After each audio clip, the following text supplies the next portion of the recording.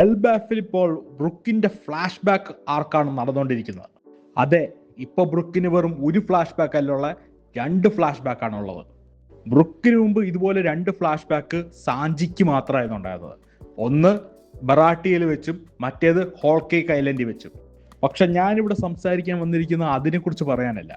ഈ ഫ്ലാഷ് ബാക്കിൽ ഞാൻ ഉൾപ്പെടെ പല ആൾക്കാരും ശ്രദ്ധിച്ചൊരു കാര്യമുണ്ട്.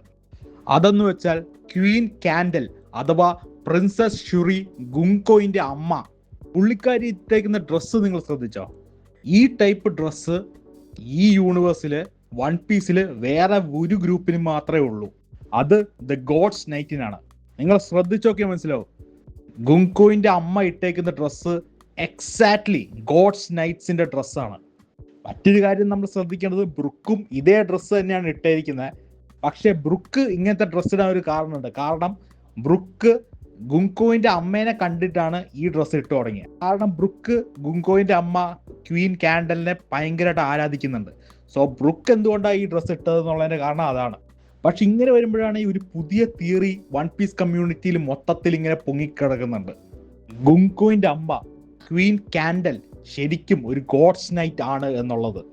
നിങ്ങൾ വിചാരിക്കുന്നുണ്ടെങ്കിൽ ദ ലേറ്റസ്റ്റ് ചാപ്റ്ററിൽ ഗുങ്കോയിന്റെ അമ്മ മരിച്ചതല്ലേ ഉള്ളൂ എന്നുള്ളത്.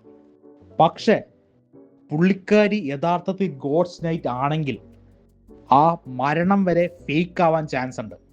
യെസ്, ഞാൻ പറഞ്ഞു വരുന്നത് ഗുങ്കോയിന്റെ അമ്മ മരിച്ചത് ഒരു ഫേക്ക് ഡെത്ത് ആയിരുന്നു.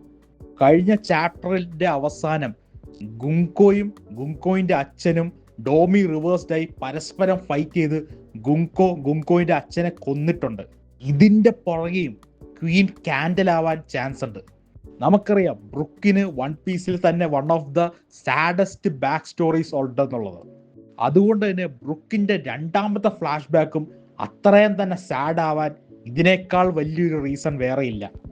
ആലോചിച്ച് നോക്ക്, താൻ ഇത്രയും കാലം ആരാധിച്ച, തന്നെ സോർട്സ്മാൻഷിപ്പും എല്ലാം പഠിപ്പിച്ച ആള് ബ്രുക്കിനെ ചതിച്ചു എന്ന് ബ്രുക്ക് മനസ്സിലാക്കുമ്പോൾ ഇങ്ങനെയൊക്കെ വരുവാണെങ്കിൽ ഇത് ബ്രുക്കിന്റെ ഫസ്റ്റ് ഫ്ലാഷ് ബാക്കിനേക്കാൾ സാഡർ ആവാൻ ചാൻസ് ഉണ്ട്. ഇത് അതിനേക്കാൾ സാഡ് ആവാനുള്ള കാരണം എന്താ വെച്ചാൽ ബ്രുക്കിന് ഇതൊന്നും അറിയില്ല. ബ്രുക്ക് ഇപ്പോഴും വിശ്വസിച്ചുകൊണ്ടിരിക്കുന്നത് ഗുങ്കോ ആണ് ഗുങ്കോയിന്റെ അച്ഛനെ കൊന്നതെന്ന്.